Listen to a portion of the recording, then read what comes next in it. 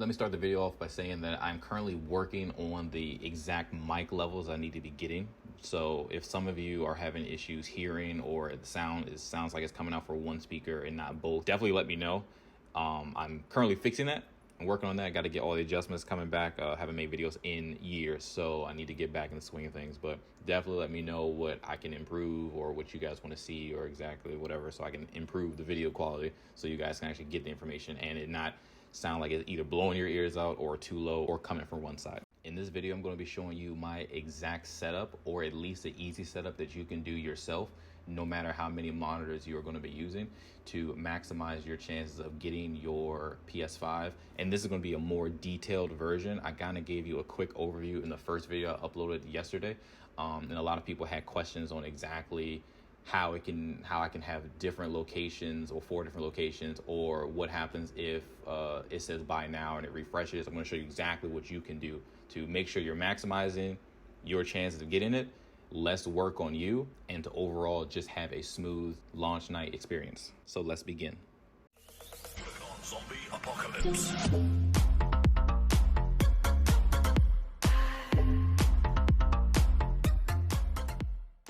Okay, so right off, I'm going to answer one of the questions I got in the comments.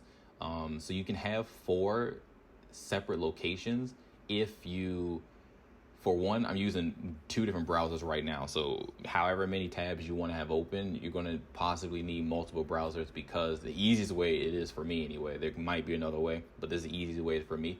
When you open up Chrome, and even if you click new window for Chrome, you just add yourself a new window, the account and the location that you have saved will be the same one. So if I just open up a brand new window for Chrome and type in Target, PS5, whatever, it's going to give me this false church location every single time, because it's using the same instance of that Google Chrome and my account. So the trick is you open up the incognito tab for your Chrome, and this will allow you to have a completely different location. So even when you refresh, you'll see that the location is still that location, the Oxon Hill location. And when I refresh this one, it's still Falls Church location. And the same thing is going to be for Firefox or Brave or Safari or whatever other browsers you want to use. You want to use the primary browser as one location, and then you would just want to open up an incognito browser for the second location. And that's going to be your easiest way to have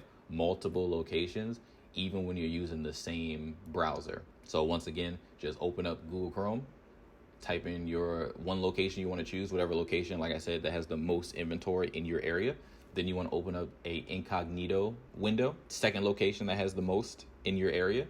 And then you hop over to Firefox, same thing, primary location, and the incognito, separate location. And that works all across the board for any browser you decide to use. Another comment I got pertained to what happens when this area says pick up now or buy now or whatever exactly it's going to say, and your auto refresher is running and it just refreshes and you miss out on it.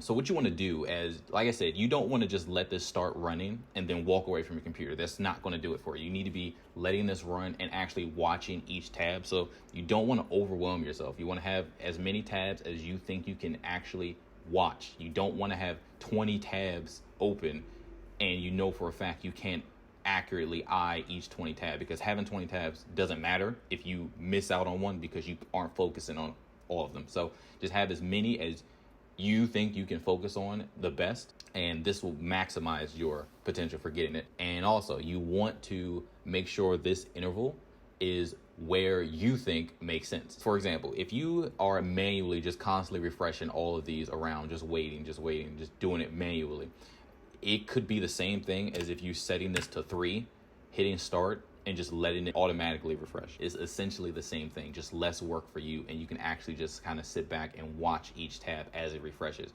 And as soon as you see the buy now, and this is important, that's why this interval matters. You don't want to set it too low, like for 1 second, where it's just constantly refreshing where you can miss it. You want to set it to a reasonable amount. I want to say anywhere between 3 and 10 seconds would probably be best, maybe 3 and 5, but you want to set it to a reasonable amount. So as soon as you see this change, you hit stop and it'll stop the auto refresh process. So you won't miss out on any of them. As long as you are actually paying attention to it as it auto refreshes, You want to just have this here. And the same goes is you want to set this to 10, hit start, but then also manually refresh yourself as as the countdown's going. It's not going to reset your actual countdown. This will still be counting down even if you manually refresh. So if you just get antsy or you get impatient or you want to, be up to the minute, you just hit refresh yourself and your auto refresh will continuously go. You kind of get best of both worlds if you want to just do it that way. But just make sure once this is auto refreshing, as soon as you see that buy now, you click stop. It only takes 2 seconds. You shouldn't miss, if you have it at a good interval, you shouldn't miss the chance to hit stop and actually hit buy now.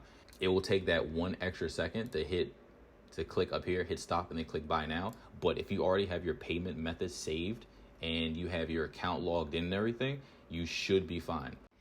Now, there are other Windows shortcuts that allow you to refresh all your tabs that you have open, but I just find this to be the easiest way. At the end of the day, whatever method works best for you, do that.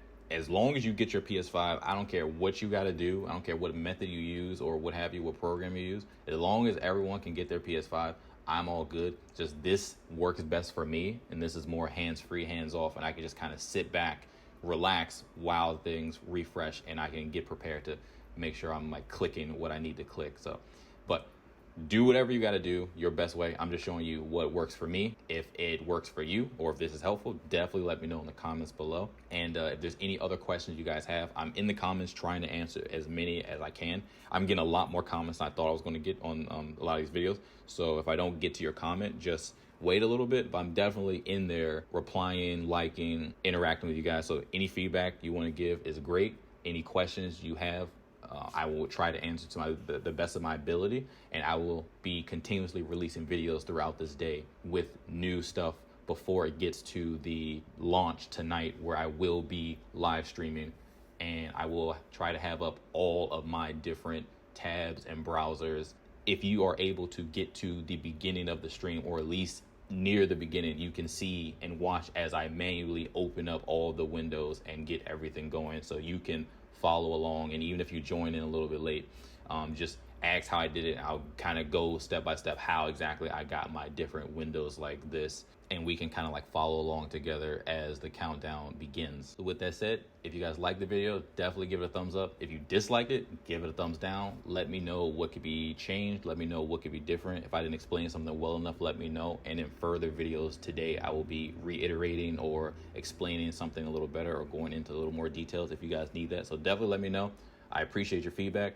Thank you for everyone who is commenting and who is liking and who is sharing and watching. I really appreciate it, especially with me getting back into videos. But with that being said, I'll catch you guys in the next video.